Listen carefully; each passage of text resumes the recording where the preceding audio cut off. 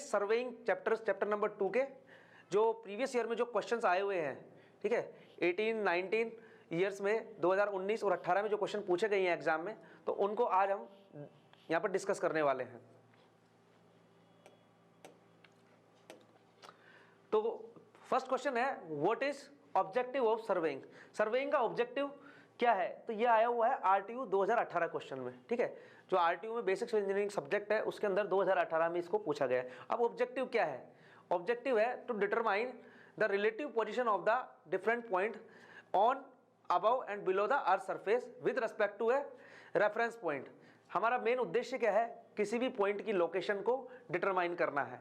अब वो डिटरमाइन किस किस प्रकार से कर सकते हैं हम? लेंथ की फॉर्म में, डायरेक्शन की फॉर्म में, एंगल की फॉर्म में, ठीक है। तो ये सब डिसाइड करके हम उस पॉइंट की लोकेशन को पता लगा सकते हैं। तो इसका ऑब्जेक्टिव क्या हुआ?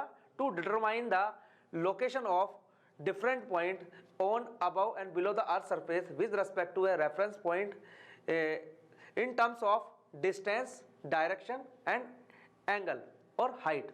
यदि इन फॉर्म में हम किसी भी पॉइंट की लोकेशन को पता कर लें तो that is the our objective of the surveying. तो यही हमारा क्या है? ऑब्जेक्टिव ऑफ सर्वेइंग है। तो ये पूछा गया था 2018 में। नेक्स्ट है, what is representative fraction. Representative fraction क्या है? हमने डिस्कस भी किया था कि जनरली हम इंजीनियरिंग स्केल को, जो इंजीनियरिंग स्केल होता है हमारा, जो हमारा इंजीनियरिंग स्केल होता है उसको, इंजीनियरिंग स्केल को यदि हमको शो करना है, मान लो इंजीनियरिंग स्केल, इंजीनियरिंग स्केल क्या हो गया? एक तरीके से मैप डिस्टेंस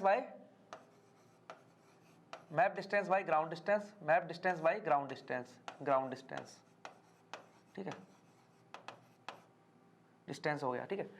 यदि आप मेरे को इसको रिप्रेजेंटेटिव फ्रैक्शन में शो करना पड़ता है तो एक्चुअली डेफिनेशन तो यही है कि representative fraction is a method to represent है इंजीनियरिंग स्केल, ठीक है। ये एक मेथड है जो कि इंजीनियरिंग स्केल को शो करने का तरीका है। करते कैसे हैं? इसका फॉर्मूला ये map distance and ground distance, लेकिन सेम यूनिट में होगा ये, ठीक है। यदि मैप डिस्टेंस सेंटीमीटर में है तो ये भी किस में होगी? सेंटीमीटर में होगी। जैसे एग्जांपल के तौर पे मैं देखता हूँ, यदि मान लो आपका 1 centimetre is equal to 10 metre है, ये आपका स्केल है एक तरीके से। अब इसको आरएफ रिप्रेजेंटेटिव फ्रैक्शन में किस प्रकार से मैं शो करूँगा कि ये क्या है? ये है मैप डिस्टेंस, जो ड्राइंग में डिस्टेंस लेंगे, दिस इज मैप डिस्टेंस। ये क्या है? ग्राउंड डिस्टेंस, ये है ग्राउंड डिस्टेंस। यदि map distance 1 centimetre, ground distance 10 metre. यदि इसको मैं सेंटीमीटर में चेंज करना है इसको भी, तो मैं किससे मल्टीप्लेक्स 100 से कर दूंगा, तो अब ये किस में कन्वर्ट हो गया? सेंटीमीटर में, तो कट जाएगा। तो आरएफ कितना हो जाएगा? 1/1000, ठीक है। तो representative fraction it is nothing but it is the way of representation of engineering scale. ये एक इंजीनियरिंग स्केल को रिप्रेजेंट करने का एक तरीका है। लेकिन क्या डेफिनेशन क्या है इसकी? Map distance by ground distance in same unit. यदि हम इस प्रकार से फॉर्मुलाइज करते हैं इसको, तो जो वैल्यू निकल के आएगी that is known as representative fraction. तो ये हो गया रिप्रेजेंटेटिव फ्रैक्शन हो गया ये। तो ये आया हुआ है आरटीयू 2018 में कि what is representative fraction. Next question, explain indirect and reciprocal ranging. एक होती है डायरेक्ट रेंजिंग, यहाँ पर मैं डायरेक्ट को डिस्कस कर लेता हूँ, इनडायरेक्ट को कर लूँ। एक होती है डायरेक्ट रेंजिंग, एक होती है इनडायरेक्ट रेंजिंग। डायरेक्ट रेंजिंग क्या होती है? यदि 2 पॉइंट है, supposing that this are 2 point, यदि ये 2 पॉइंट मैं देख पा रहा हूँ, विजिबल है, ठीक है। यदि ये विजिबल है एक दूसरे की लोकेशन से, ये ए लोकेशन है, ये बी लोकेशन है, supposing that if the station A and B are intervisible then it is known as direct ranging.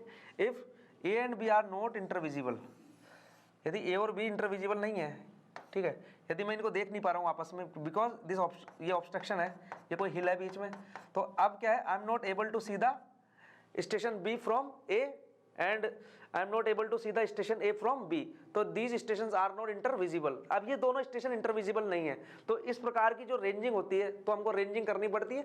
That ranging is known as indirect और रेसिप्रोकल रेंजिंग। तो इसका आंसर क्या हो गया कि reciprocal ranging is defined as it is conducted when station A and B are not intervisible. यदि दोनों station जो एंड स्टेशन है वो इंटरविजिबल नहीं है तो उस प्रकार की रेंजिंग को क्या बोलते हैं हम? रेसिप्रोकल और इनडायरेक्ट रेंजिंग।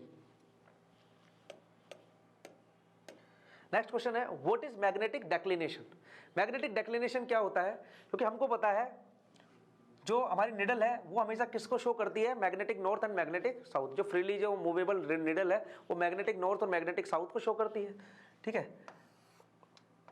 और हमारी जो अर्थ की जो एक्सिस ऑफ रोटेशन है वो, और जो अर्थ पे कोई पॉइंट है, south pole, north pole and earth पे कोई पॉइंट, यदि हम उन तीनों को यदि हम कनेक्ट कर देते हैं that is known as true meridian. तो एक होता है ट्रू मेरिडियन, तो ये हो गया ट्रू नॉर्थ सपोजिंग दैट। एक होता है मैग्नेटिक मेरिडियन, ये हो गया मैग्नेटिक मेरिडियन, मैग्नेटिक नॉर्थ हो गया सपोज। जो इनका डिफरेंस है that is known as declination, that is known as declination, that is known as declination, ठीक है। इट कैन बी, ये हो सकता है eastern, it can be eastern, it can be western, ठीक है। It can be eastern and it can be western. Eastern कब होगा, जब magnetic north is lies in the right side of the true meridian, then it is known as eastern declination. If it is in the left side of the true north then it is known as western declination. इसके हमने numerical भी कर रखे हैं और इसको detail में study कर रखा है, और यदि इसको अपन डिटेल सॉल्यूशन आपको चाहिए तो आप चैप्टर नंबर 2 में डिटेल सॉल्यूशन के लिए आप उसको रेफर कर सकते हैं, जो हमारी लेक्चर सीरीज है उस पर। बट इसमें क्या लिखना है, it is the basically angle between the true meridian and the magnetic meridian, या इट इज द डिफरेंस और it is the angle between true north and magnetic north. इतनी सी डेफिनेशन लिखनी है इसमें, तो इसका आंसर होगा मैग्नेटिक डेक्लिनेशन का। ये आया हुआ है आरटीयू 2018 में। तो ये जो चारों क्वेश्चन है ये हमारे किस में आए हुए, आरटीयू के 2018 के पेपर में आए हुए हैं। Explain the height of instrument. Height of instrument क्या होती है, हमने डिस्कस किया था। ये क्या होती है, सपोजिंग दैट ये कोई इंस्ट्रूमेंट है, ठीक है, और ये कोई मान लो प्रीवियस पॉइंट, पहला पॉइंट भी हो सकता है कोई सा भी, वो बेंचमार्क भी हो सकता है, ठीक। दोनों केस ले लेते हैं। ये ठीक है, ये बीएम है और ये क्या हो गई, स्टाफ रीडिंग, ये स्टाफ रीडिंग हो गई, ठीक है। और ये कोई नेक्स्ट पॉइंट हो गए, ये कोई नेक्स्ट पॉइंट हो गया बी। तो हाइट ऑफ इंस्ट्रूमेंट क्या होता है, डेफिनेशन में मैंने लिखवाई भी थी आपको, फॉर्मूला लिखवाया था। इट इज, या तो क्या कहूंगा मैं इसको, benchmark, benchmark plus back side, ठीक है। ये क्या है, बैक साइड, स्टाफ रीडिंग, इसको बैक साइड बोलूंगा, ये बैक साइड है, ठीक है। Staff benchmark plus back side is known as height of instrument. या और क्या हो सकती है इसकी, या RL of previous station plus back side, ठीक है। दोनों में से, क्योंकि यहाँ पर प्रीवियस स्टेशन क्या है, ये स्टेशन बी है, ये स्टेशन मान लो ए है सपोज करो, ठीक है। या बेंचमार्क स्टेशन है, अपना फर्स्ट स्टेशन बेंचमार्क है, प्रीवियस स्टेशन कौन सा हो गया यहाँ पर, बेंचमार्क हो गया।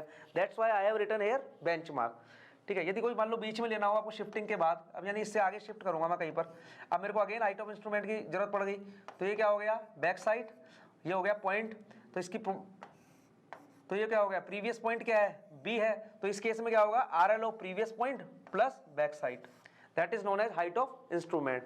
तो हाइट ऑफ इंस्ट्रूमेंट को दो तरीके से देख सकते हैं हम, एक होता है बेंचमार्क प्लस बैक साइड, यदि फर्स्ट स्टार्टिंग में ही ले रहे हैं हम बेंचमार्क पे रीडिंग, तब यदि हम बिल्कुल बीच में ले रहे हैं रीडिंग लेवलिंग के दौरान, तो हमको फॉर्मूला कौन सा यूज करना पड़ेगा, RL of previous point plus back side, that will give us the height of instrument.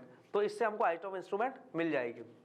तो दोनों में से कोई सा भी फॉर्मूला यूज कर सकते हैं हम, वो डिपेंड करेगा हम फॉर्मूला कहाँ पर यूज कर रहे हैं, कौन से लोकेशन पे यूज कर रहे हैं, ठीक है। स्टार्टिंग में कर रहे हैं या in the mid of the levelling कर रहे हैं। तो ये हो गया हाइट ऑफ इंस्ट्रूमेंट। ये वाला क्वेश्चन भी 2018 में आया हुआ है, ठीक है। ये 2 नंबर में पूछे जाते हैं जनरली इस प्रकार के क्वेश्चन। यदि आपको डिटेल में इनको समझना है कि हाइट ऑफ इंस्ट्रूमेंट क्या होती है, राइज एंड फॉल मेथड क्या होता है और लेवलिंग क्या होती है, तो आप उसके लिए chapter number 2 surveying lecture series आप वहां से रेफर कर सकते हैं।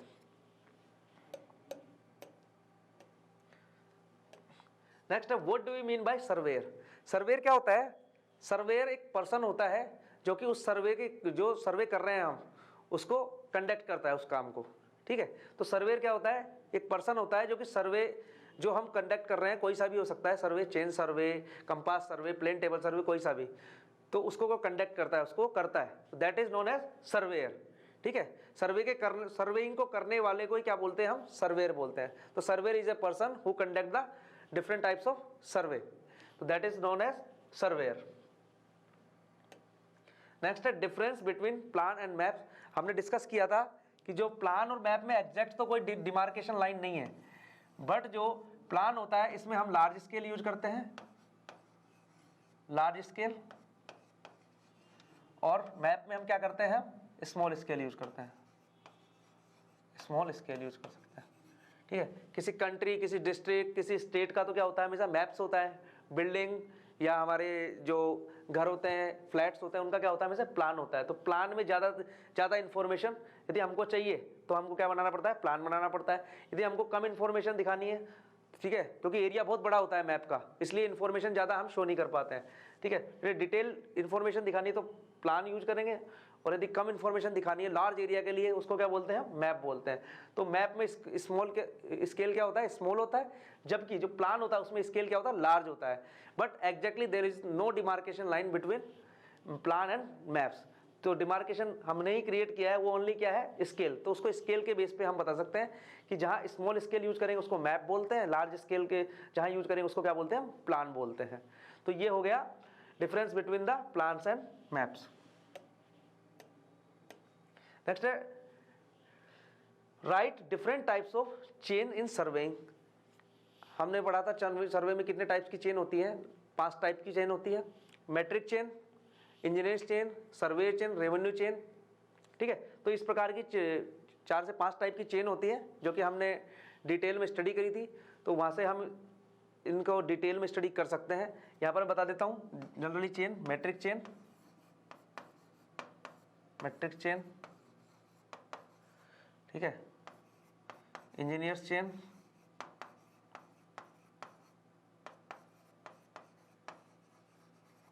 गंटर्स चेन,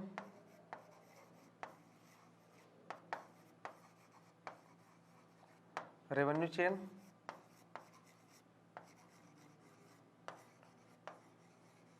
और स्टील बैंड चेन। ठीक है, ये तो मैंने नाम बता दिया इनके, क्योंकि इसमें यही पूछ रहा है, डिफरेंट टाइप्स ऑफ चेन ही पूछा है, तो नाम को लिखना है, तो ये आंसर सफिशिएंट है। यदि आपको इनको डिटेल में स्टडी करना है कि ये कितने लिंक होते हैं, कहाँ पर टैली होती है, कहाँ पर ब्रास रिंग होती है, ठीक है, और एक लिंक की कितने डिस्टेंस होती है, क्या टॉलरेंस होती है इनकी, तो उसके लिए आप लेक्चर सीरीज चैप्टर 2 रेफर कर सकते हैं, वहाँ पर आपको इसका डिटेल सॉल्यूशन मिल जाएगा। बट इस क्वेश्चन का आंसर क्या होगा, ये चेन्स लिखनी है हमको, ओनली इनके जस्ट नेम लिखने हैं, metric chain, engineers chain, Gunter's chain, revenue chain, steel chain, इसको सर्वेयर चेन भी बोलते हैं। Next define bearing and meridian. Meridian क्या होता है, मैंने बताया था, मेरिडियन एक रेफरेंस लाइन होती है, ठीक है, जिसके रेस्पेक्ट में हम बियरिंग मेजर करते हैं। तो मेरिडियन कितने टाइप के हो गए, ट्रू मेरिडियन हो गया, मैग्नेटिक मेरिडियन हो गया, आर्बिट्री मेरिडियन हो गया। यदि मैं बात करूं ट्रू नॉर्थ और ट्रू साउथ को जो लाइन कनेक्ट करेगी, उस लाइन को हम बोलेंगे ट्रू नॉर्थ और ट्रू साउथ को जो लाइन कनेक्ट करेगी ट्रू मेरिडियन, मैग्नेटिक नॉर्थ और मैग्नेटिक साउथ को जो लाइन कनेक्ट करेगी उसको क्या बोलेंगे, मैग्नेटिक मेरिडियन, जो कि हमारी जो फ्री निडल होती है वो शो करती है magnetic north and magnetic south. और ट्रू मेरिडियन क्या हो गया, true north and true south को कनेक्ट करने वाली लाइन। और बियरिंग क्या हो गई, angle measure with respect to meridian is known as bearing, कि जो हम एंगल मेजर करते हैं विद रिस्पेक्ट टू मेरिडियन उसको क्या बोल देते हैं, हम बियरिंग बोल देते हैं। बियरिंग भी कितने टाइप की होती हैं, 3 टाइप की होती हैं, true bearing, magnetic bearing and the third one is arbitrary bearing. ठीक है, तो ये हो गया difference between meridian and bearing. Meridian क्या है, एक रेफरेंस लाइन है जिसके रेस्पेक्ट में हम बियरिंग मेजर करते हैं, और बियरिंग क्या है, बियरिंग एक एंगल है जो कि मेरिडियन के रेस्पेक्ट में हम मेजर करते हैं। तो ये हो गया डिफाइन बियरिंग एंड मेरिडियन, और ये इनके बीच में डिफरेंस भी हो गया। Differentiate four bearing and back bearing, ये आया हुआ है आरटीयू 2019 में। अब फोर बियरिंग बैक बियरिंग क्या है, सपोजिंग दैट ये कोई लाइन है, ठीक है, ये लाइन ए बी लाइन है, ये ए बी लाइन है, सपोजिंग दैट यदि ये है ये बी, यदि मैं ए से बी की तरफ, यदि मैं ए से बी की तरफ, bearing is measured always from the north, ये नॉर्थ है, WCB सिस्टम है तो यहीं से मेजर करना। इफ ये मान लो थीटा ए बी, ठीक है। यदि मैं बियरिंग मेजर करूं फ्रॉम ए टू बी, ए से टुवर्ड्स बी, तो इसको बोलूंगा मैं फोर बेरिंग। तो ये क्या कहलाएगी? Fore bearing. लेकिन मैं लाइन कौन सी बोल रहा हूँ? Line A B. ये लाइन ए बी की बात चल रही है अभी, लाइन ए बी। ध्यान रखना लाइन के भी डिपेंड करता है कि लाइन कौन सी, हम डायरेक्शन क्या ले रहे हैं, हम किधर से किधर की साइड हम मेजर कर रहे हैं। ठीक है, तो मैं लाइन ए बी की बात कर रहा हूँ अभी, ध्यान रखेंगे आप। ठीक है, तो थीटा ए बी क्या होगा? फोर बेरिंग होगा। क्यों? मैं क्या मेजर कर रहा हूँ? Bearing of line A B from A towards B. यदि मैं ए से बी की तरफ बियरिंग मेजर कर रहा हूं, then it is called fore bearing of A B. और यदि मैं अब सेम लाइन ए बी की, यदि मैं बी से ए की तरफ देख रहा हूं, this is theta B A, ये क्या हो जाएगी? Back bearing, back bearing of A B line A B. ये ध्यान देंगे आप। यदि मैं सेम लाइन की बियरिंग इस स्टेशन से और बैकवर्ड स्टेशन की तरफ मेजर कर रहा हूं, यदि ए बी लाइन की मैं bearing from the station B towards A measure कर रहा हूं, then it is called back bearing of A B. ये तो हो गई।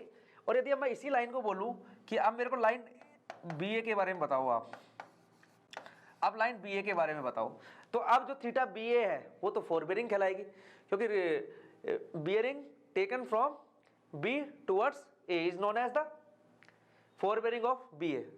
अब ध्यान देना है, मैं लाइन बी ए की बात कर रहा हूं, तो अब क्या हो जाएगा? इंटरचेंज हो जाएंगी। अब बी ए फोर बेरिंग बन जाएगी और ए बी क्या बन जाएगी? बैक बेरिंग बन जाएगी। तो that is basic difference between fore bearing and back bearing. और इन दोनों का जो डिफरेंस होता है, जो fore bearing and back bearing का डिफरेंस होता है, fore bearing and back bearing का जो डिफरेंस होता है, दैट इज प्लस माइनस 180। यदि फोर बेरिंग यदि ग्रेटर देन 180 है, यदि ग्रेटर देन 180 है मान लो फोर बेरिंग, तो क्या हो जाएगा? यहाँ पर क्या यूज आएगा? Fore bearing minus sign use आएगा। कैसे? Fore bearing minus back bearing. यदि fore bearing is greater than 180 है, तो मैं कौन सा साइन यूज करूंगा? पहले इसको मैं कन्वर्ट कर लेता हूं कि प्लस करूंगा माइनस करूंगा, प्लस माइनस 180। अब यहाँ से बैक बेरिंग का फॉर्मूला लिख लेता हूँ। बैक बेरिंग क्या होगी? Back bearing is fore bearing plus minus 180। ठीक है, अब फॉर्मूला मैंने बैक बेरिंग का ही बना लिया यहाँ पर। मैं इसको थोड़ा डिटेल में देख रहा हूँ। तो बैक बेरिंग क्या हो रही है? यदि fore bearing is greater than 180, यदि फोर बेरिंग ग्रेटर देन 180 है, तो यहाँ पर मैं नेगेटिव साइन यूज करूंगा, नेगेटिव साइन। और यदि फोर बेरिंग लेस देन 180 है, तो यहाँ पर मैं पॉजिटिव साइन यूज करूंगा। ठीक है, तो ये फॉर्मूला है कि बैक बेरिंग और फोर बेरिंग का डिफरेंस हमेशा 180 होता है। यदि फोर बेरिंग ग्रेटर देन 180 है, तो यहाँ पर मैं माइनस साइन का यूज करूंगा, और यदि लेस देन 180 है, तो मैं यहाँ पर प्लस साइन का यूज करूंगा बैक बेरिंग निकालने के लिए। तो ये डिफरेंस हो गया fore bearing and back bearing का।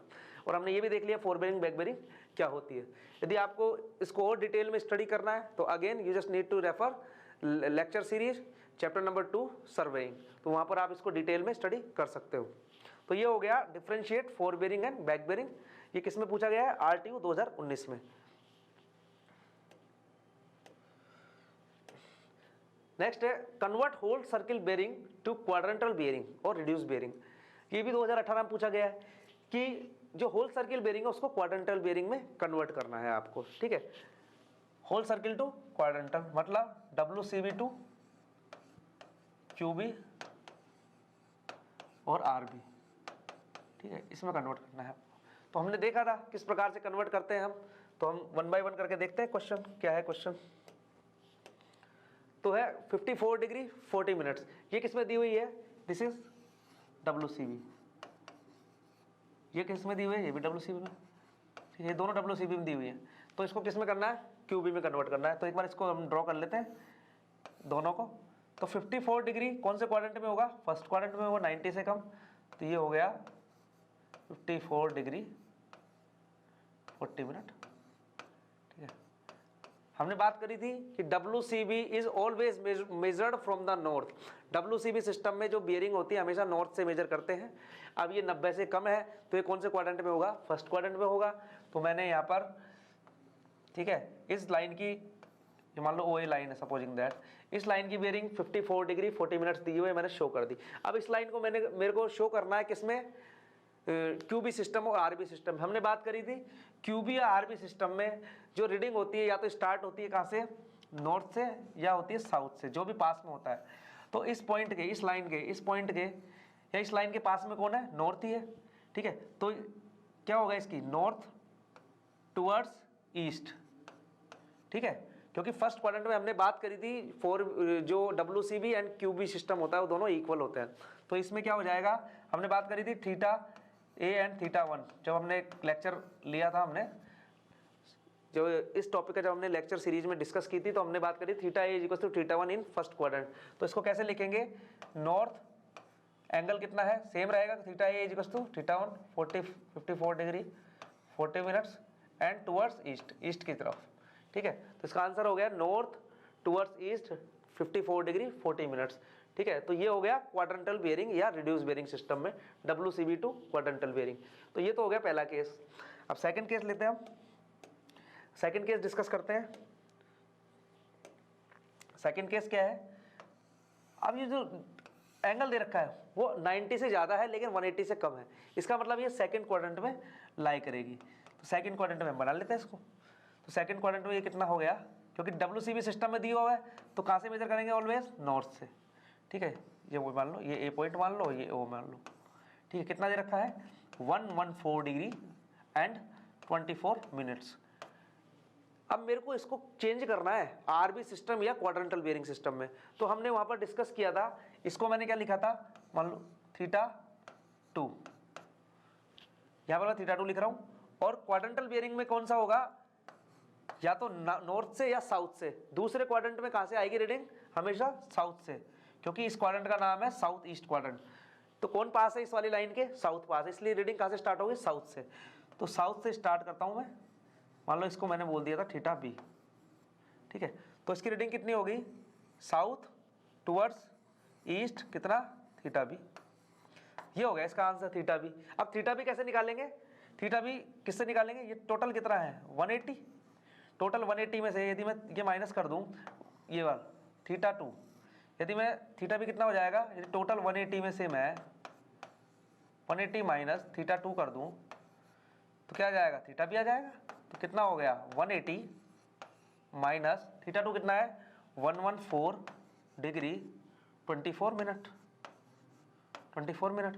तो कितना हो जाएगा यहाँ से 65 डिग्री और 36 मिनट्स। ठीक है, ये थीटा B हो गया। तो आंसर क्या हो गया, S 65 degree and 36 minutes east. ठीक है, तो क्या हो गया S 65 degree 36 minutes towards east. तो ये हो गया क्वाड्रेंटल बेयरिंग ऑफ दिस। तो यदि मेरे को WCB से क्वाड्रेंटल बेयरिंग में कन्वर्ट करना है तो मैं ये वाले मेथड यूज कर सकता हूँ। यदि आपको और इसको डिटेल में पढ़ना है तो आप रेफर कर सकते हैं chapter number 2 from the lecture series. तो वहाँ पर आपको और हर क्वाड्रेंट में मैंने वैल्यू बता रखी है कि किस प्रकार से कौन से क्वाड्रेंट में यदि WCB दे रखा है तो उसको किस प्रकार से रिड्यूस बेयरिंग और क्वाड्रेंटल बेयरिंग में कन्वर्ट करते हैं। तो वहाँ से आप इसको रेफर कर सकते हैं इजीली। तो वहाँ पर और अच्छी आपकी अंडरस्टैंडिंग बन जाएगी इस प्रकार के क्वेश्चन को सोल्व करने के लिए। तो ये 2018 में आया था और जनरली इस प्रकार के क्वेश्चन पूछे जाते हैं हर बार एग्जाम में। तो it is very very important. Next है convert reduce bearing to whole circle bearing.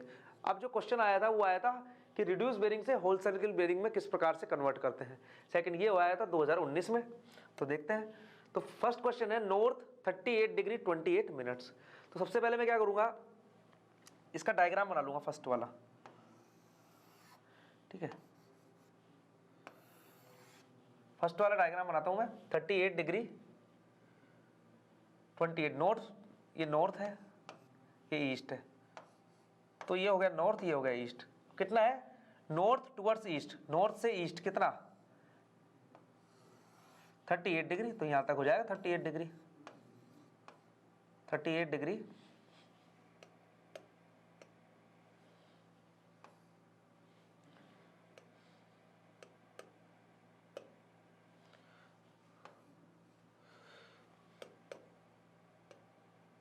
तो 38 डिग्री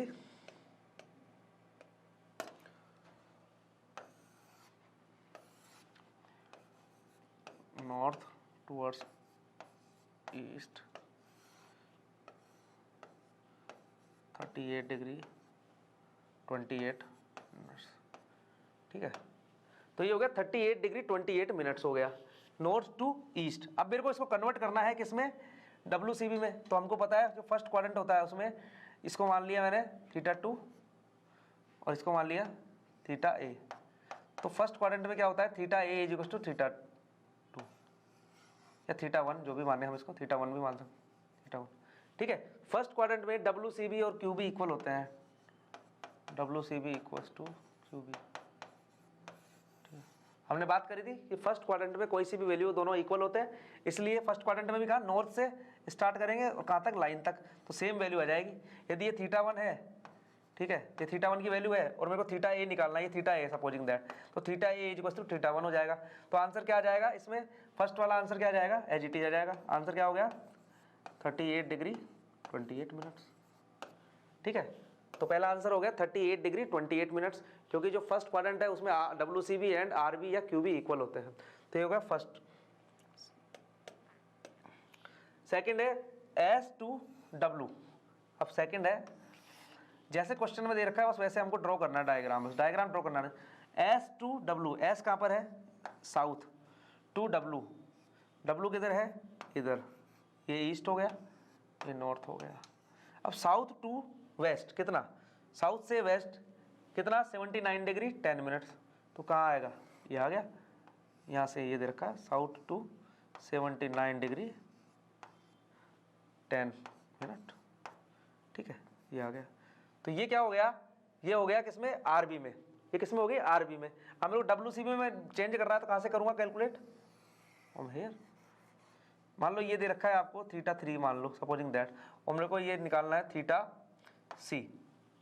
तो थीटा सी कैलकुलेट करने के लिए with the help of theta 3, तो क्या करूँगा मैं, ये टोटल कितना है, ये 180 है यहाँ से यहाँ तक का, उसमें यदि मैं थीटा 3 ऐड कर दूँ तो थीटा सी आ जाएगा, तो क्या आ जाएगा 180 प्लस थीटा 3, तो क्या हो जाएगा 180 प्लस 79 डिग्री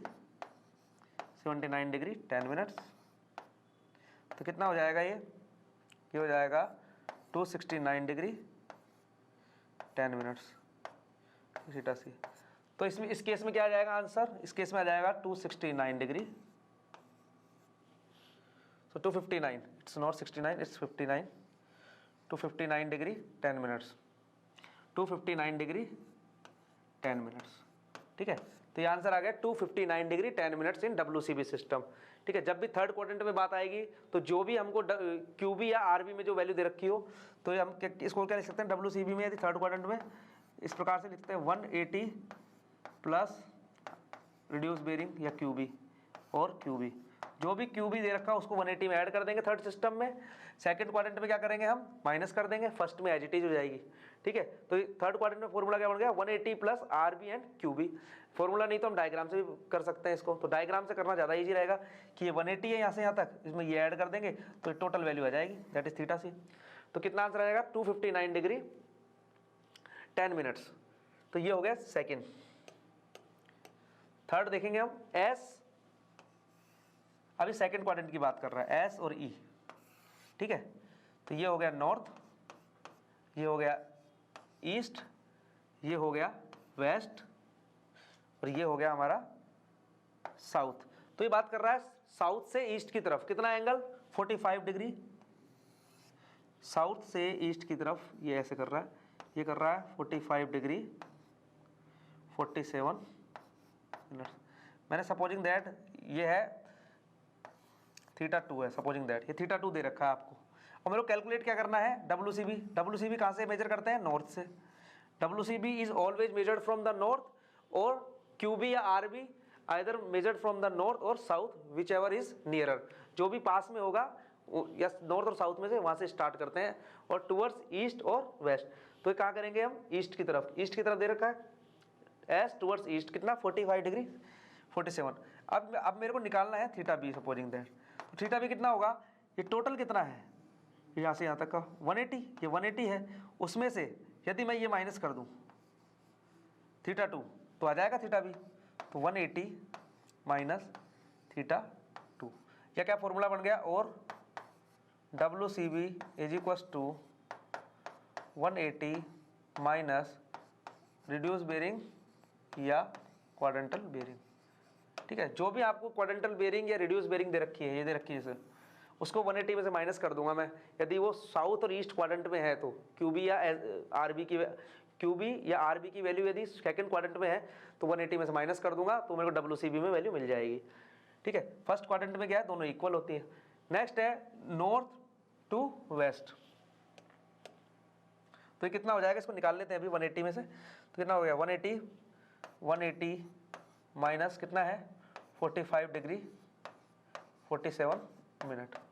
ठीक है, तो ये कितना हो जाएगा 134 डिग्री 13 मिनट्स। यदि इसको माइनस भी नहीं करना तो मैं एक बार सिखा देता हूँ यहाँ कैसे माइनस किया मैंने। 180 डिग्री 00 मिनट, ठीक है, तो कितना हो गया यहाँ 45 डिग्री और कितना सेकंड हो गया 47 मिनट, सॉरी। तो यहाँ पर एक कैरी गया, जो कैरी जाते ये कितना हो गया, ये हो जाएगा अब ये 60 मिनट हो जाएगा। 60 मिनट में से 47 मिनट गया तो 13 मिनट, यहाँ से एक कैरी गया तो यहाँ कितना बच गया 179 डिग्री। 179 डिग्री में से 45 तो कितना बन जाएगा 134 डिग्री। ठीक है, तो कितना बन जाएगा 134 डिग्री 13 मिनट्स। तो इसका आंसर आ गया 134 डिग्री 13 मिनट्स। ठीक है, इसी प्रकार से अब नेक्स्ट क्वेश्चन करते हैं। नेक्स्ट इसका पार्ट वो है नॉर्थ टू वेस्ट। अब नॉर्थ का है, ये रहा नॉर्थ, टूवर्ड्स वेस्ट कितना 10 डिग्री, चलो 10 डिग्री, ये 10 डिग्री चला। ठीक है, तो 10 डिग्री 11 मिनट्स, इसको क्या बोल दिया मैंने θ4 बोल दिया, सपोजिंग दैट दिस इज θ4। ठीक है, अब ये कौन सा क्वाड्रेंट है, फोर्थ क्वाड्रेंट है। अब मेरे को क्या निकालना है, WCB कहाँ से स्टार्ट होती है, नॉर्थ से, कब तक, जब तक लाइन ना आ जाए ये, तो ये हो गया मान लो θD। अब θD की वैल्यू निकालनी है, तो कैसे निकलेगी, ये टोटल कितना है यहाँ से यहाँ तक का 360 और 360 में से यदि मैं माइनस कर दूँ ये θ4 तो कैसे निकलेगी 360 माइनस θ4, या और इसको लिखूँ मैं WCB, तो 360 माइनस RB और QB। तो फोर्थ क्वाड्रेंट में जब भी हमको QB या RB में जो भी वैल्यू दी हुई हो उसको मैं किस में से माइनस कर दूंगा, 360 में से माइनस कर दूंगा, तो मेरे को किस में मिल जाएगी, WCB सिस्टम में वैल्यू मिल जाएगी। तो ये हो गया WCB in the fourth quadrant. तो कितनी वैल्यू आ जाएगी 360 माइनस 10 डिग्री 11 मिनट, तो कितना आ गया 349 डिग्री और 49 मिनट्स।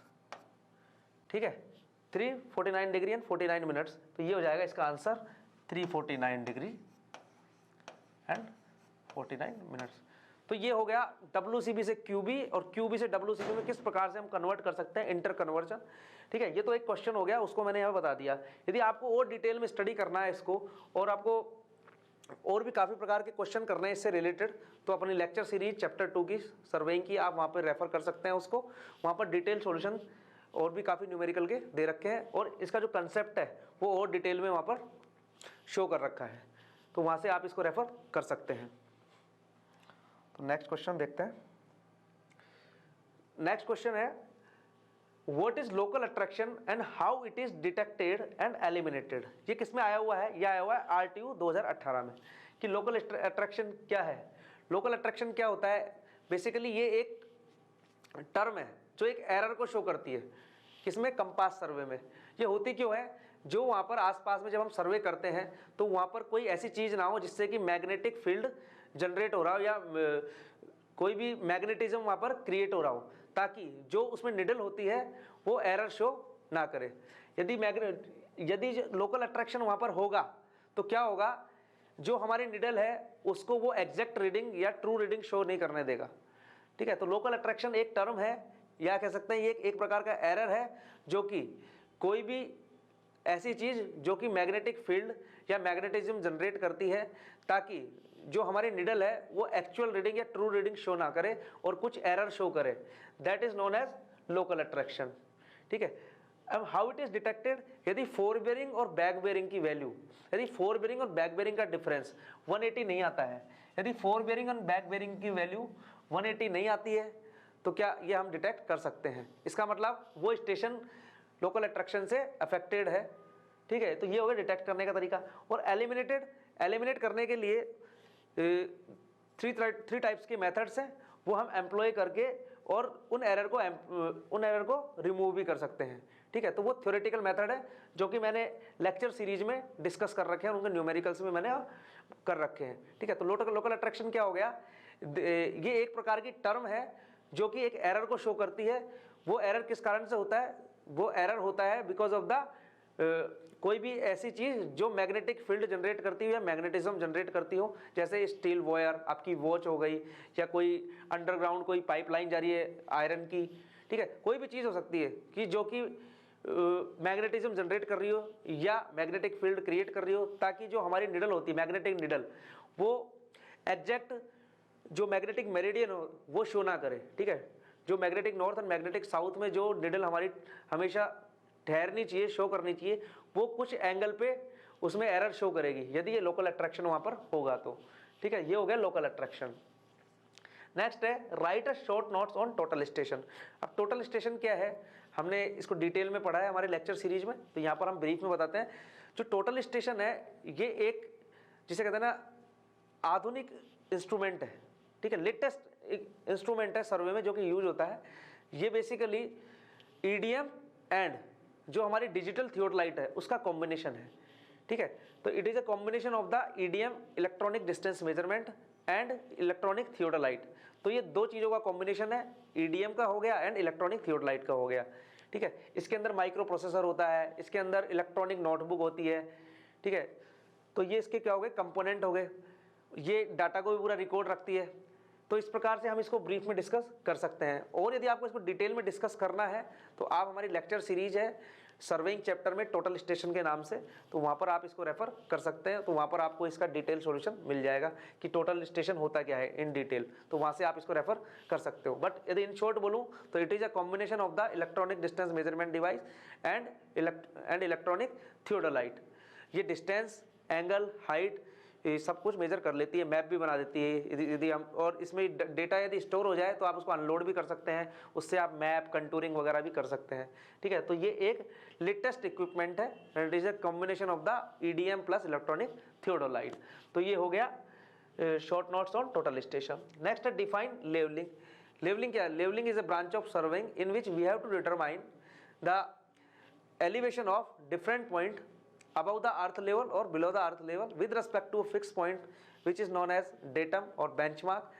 तो this is called leveling। तो leveling एक ऐसी सर्वे की वो ब्रांच है जिसके अंदर हम डिफरेंट पॉइंट्स के एलिवेशन या रिड्यूस लेवल कैलकुलेट करते हैं, मेजर करते हैं with respect to a fix point, किसी एक फिक्स पॉइंट के रेस्पेक्ट में, रेफरेंस पॉइंट के रेस्पेक्ट में, जिसको हम डेटम या बेंचमार्क बोलते हैं। तो इस पूरे प्रोसेस को क्या बोलते हैं, हम लेवलिंग बोलते हैं। अब आगे explain split levelling. Split levelling एक लेवलिंग का मेथड है। इसके अंदर हम generally height of instrument method है जनरली वो यूज करते हैं, वो स्प्लिट लेवलिंग में ही होता है, ठीक है। तो इसमें स्प्लिट लेवल लगा होता है, इस प्रकार की लेवलिंग में जो हमारी लेवलिंग इंस्ट्रूमेंट होता है उसमें स्प्लिट लेवल लगा होता है। और इसमें जनरली हम डिफरेंट पॉइंट पे हम जो लेवलिंग इंस्ट्रूमेंट है उनसे हाइट पता करते हैं, ठीक है। उनको बोलते हैं हम back side, four side and intermediate side. तो हम डिफरेंट पॉइंट है जिनका भी एलिवेशन पता करना होता है, तो उनकी हम स्टाफ रीडिंग, जिनको हम back side, intermediate side, four side, वो कैलकुलेट करते हैं, मेजर करते हैं। देन हम height of instrument method and rise and fall method लगा के, और जो भी हमको आरएल निकालना डिफरेंट पॉइंट्स के, वो हम कैलकुलेट कर सकते हैं। तो ये हो गई split levelling. Explain ranging out survey line. अब रेंजिंग आउट सर्वे लाइन क्या होती है, क्योंकि हमको पता है रेंजिंग की जरूरत क्यों पड़ी हमको। पहली बात तो रेंजिंग की जरूरत हमको इसलिए पड़ी कि जब भी हमारे पास जो डिस्टेंस मेजर करनी है वो बहुत ज़्यादा बड़ी है, ठीक है। सपोजिंग दैट मेरे को ये मेजर करनी है ये, ठीक है। अब ये मान लो 300 मीटर है, सपोज करो 300 मीटर है। अब मेरे को क्या दिक्कत आ रही है, 300 मीटर है तो कि मेरे पास इतनी बड़ी चेन भी नहीं है, टेप भी नहीं है। जब मेरे पास चेन और टेप नहीं है तो मेरे को कैसे करना होगा, मान लो मेरे 50 मीटर का टेप है मेरे पास, तो मेरे को कैसे मेजर करनी होगी, 50 मीटर, ठीक है। 50,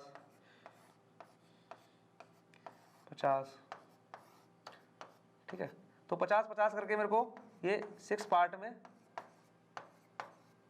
में, लेकिन अब जो मैंने डिस्टेंस दिखाई है आपको, ये कब है, ये रेंजिंग करने के बाद होगी। क्यों, यदि बिना रेंजिंग में स्ट्रेट लाइन प्लॉट नहीं कर सकता, कोई ना कोई एरर शो होगा। यदि मैं बिना रेंजिंग करूंगा तो कैसे करूंगा मैं, पहले मैंने मान लो एक रेंज, या पहले ही मैं क्या करूंगा, रेंजिंग रोड पहले ही लगा दी मैंने स्टेशन पे ए और बी पे, ए और बी पे।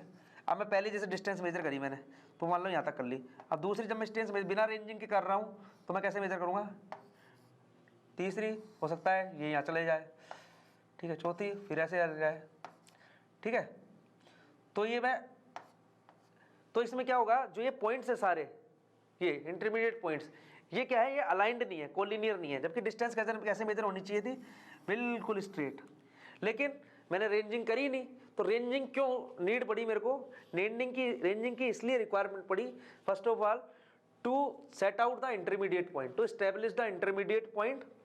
और वो इंटरमीडिएट पॉइंट क्या होंगे, कोलिनियर होंगे या अलाइंड होंगे with starting and last point, ठीक है। तो इसका मेन जो एम है वो क्या है, टू एस्टेब्लिश और set out the intermediate point and points which are aligned and collinear with the starting and last point, so that जो हम लाइन की जो डिस्टेंस मेजर करेंगे, तो जो हमारी चेन होगी, लाइन होगी, वो क्या होगी, बिल्कुल स्ट्रेट होगी। जब कोई भी चीज़ स्ट्रेट होगी तो उसमें कोई भी एरर नहीं होता है, ठीक है। इंस्ट्रूमेंट में एरर हो सकता है, ठीक है, उसकी वजह से एरर आ सकता है, लेकिन हमारी एक बार लाइन स्ट्रेट हो गई with the help of ranging, तो हम इजीली कैलकुलेट कर सकते हैं डिस्टेंस। तो रेंजिंग की नीड कब पड़ी, जब हमारी जो हमको डिस्टेंस मेजर करनी है वो चेन लेंथ या टेप लेंथ से ज़्यादा है, पहली बात। दूसरी बात क्यों पड़ी, we have to establish the intermediate point, ठीक है, इंटरमीडिएट पॉइंट एस्टेब्लिश करने के लिए पड़ी, और वो intermediate point aligned and collinear होंगे, किससे, स्टार्टिंग एंड लास्ट पॉइंट से, सो दैट हमारी जो लाइन होगी वो क्या होगी, स्ट्रेट होगी, तो जो हम लेंथ मेजर करना चाहेंगे उसमें कोई भी एरर इन्वॉल्व नहीं होगा, ठीक है। तो ये हो गया हमारा setting out of the survey line. अब रेंजिंग भी दो टाइप की होती है, direct ranging, indirect ranging. Direct ranging क्या होती है, when the station A and B, supposing that there are station A and B and both are intervisible from the A and from B, यदि दो station है, दोनों इंटरविजिबल है station से, then it is known direct ranging. if they are not intervisible from each station, then it is known as the reciprocal ranging और indirect ranging. तो ये हो गया हमारा ranging out of survey line. तो ये जो क्वेश्चन है ये 2018 में पूछे गए थे आरटीओ के पेपर में, तो ये क्वेश्चंस दोबारा भी पूछे जा सकते हैं और ये इंपॉर्टेंट क्वेश्चन है, या इसी प्रकार के इन्हीं टॉपिक से अदर क्वेश्चन भी पूछे जा सकते हैं।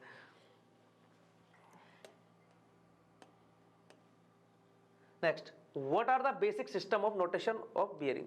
बियरिंग नोटेशन के हमारे पास जनरली दो तरीके सिस्टम है, ठीक है। पहला सिस्टम क्या है हमारे पास, WCB system, that is whole circle bearing system, and second system is quadrantal bearing, और I can say that reduce bearing, ठीक है। तो दो तरीके के सिस्टम अवेलेबल है मेरे पास, एक है quadrantal bearing system, reduce bearing system, and the other one is the WCB system. अब WCB सिस्टम ये क्या होता है, इसमें रीडिंग हमेशा नॉर्थ से मेजर करते हैं, always reading measure from the north in the clockwise direction. इसमें या तो नॉर्थ से करेंगे या साउथ से करेंगे, ठीक है, साउथ या नॉर्थ में से टुवर्ड्स या तो ईस्ट और वेस्ट। तो इसमें reading is taking from the south and north towards east and west, whichever is nearer. South और नॉर्थ में से जो भी नियरर होगा वहाँ से स्टार्ट करेंगे रीडिंग, और किसकी तरफ करेंगे, साउथ की तरफ या वेस्ट की तरफ करेंगे, ठीक है। ये बात हो गई। इसमें नॉर्थ से करेंगे, इसमें रीडिंग कहाँ से कहाँ वेरी करती है, 0 to 360 वेरी करती है। इसमें कहाँ से करती है, 0 to 90 डिग्री, ठीक है। इस पर प्रिज्मेटिक कंपास काम करता है, प्रिज्मेटिक कंपास, प्रिज्मेटिक कंपास, इसमें सर्वेयर कंपास, इस पे सर्वेयर कंपास, ठीक है। तो ये बात होगी, दो तरीके के सिस्टम है, एक है क्वाड्रेंटल बियरिंग सिस्टम, एक है WCB सिस्टम। तो ये बेसिकली इनमें डिफरेंस है, तो इस प्रकार से हम इनके डिफरेंस देख सकते हैं। Next question is define scale on which factor scale selection is depend, right it's type also, ठीक है। तो ये क्या है, डिफाइन स्केल। स्केल क्या होता है, map distance by ground distance is known as scale, ठीक है। इसको रिप्रेजेंट करने के लिए हम रिप्रेजेंटेटिव फ्रैक्शन को डिफाइन किया, वो क्या होता है, that is also map distance by ground distance in same unit, that will give us the RF, representative fraction. अब टाइप्स क्या होते हैं, plane scale, diagonal scale, vernier scale, ठीक है। तो इस प्रकार के इसके टाइप हो गए। तो ये हो गया define scale and types of scale and on which it depends.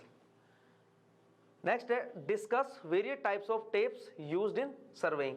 Different types of tapes हैं, कौन कौन से हो गए, सबसे पहले इनवार टेप हो गया, लेनिन टेप हो गया, लेनिन टेप, फिर हो गया स्टील टेप हो गया, इनवार टेप हो गया, ठीक है, मेटेलिक टेप हो गया। तो टेप चार टाइप के होते हैं, लिनन,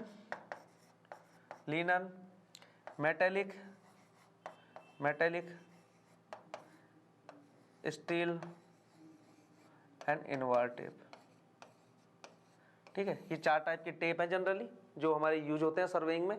ठीक है, तो ये 4 टाइप के टेप हैं, इनको डिटेल में पढ़ना है। तो you can refer are lecture series chapter number 2 which is surveying, तो वहाँ से आप इनको रेफर कर सकते हैं। तो वहाँ पर मैंने इनको डिटेल में with photographs and with detail study वहाँ पर मैंने इसको डिफाइन किया हुआ है और मैंने एक्सप्लेन कर रखा है वहाँ पर, तो आप लेक्चर सीरीज को रेफर कर सकते हैं चैप्टर नंबर 2 में।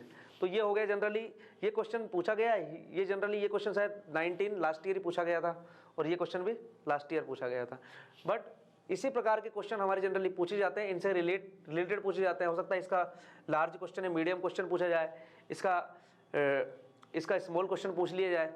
ठीक है, तो ये जनरली ये क्वेश्चन पूछे गए हैं हमारे अब तक 2018 और 2019 में अभी तक 2 बार पेपर हुए। सभी ब्रांच में आते हैं इनके पेपर, इसलिए फर्स्ट सेमेस्टर में भी होता है, सेकंड सेमेस्टर में भी होता है। तो एक साल में इनके 2 पेपर होते हैं। टोटल मिला के 4 बार पेपर हो चुका है इनका और उनमें से ये इस टाइप के क्वेश्चन पूछे गए हैं। तो एक बेसिक आइडिया हमको लग गया कि किस टाइप के क्वेश्चन जनरली एग्जाम में पूछे जाते हैं।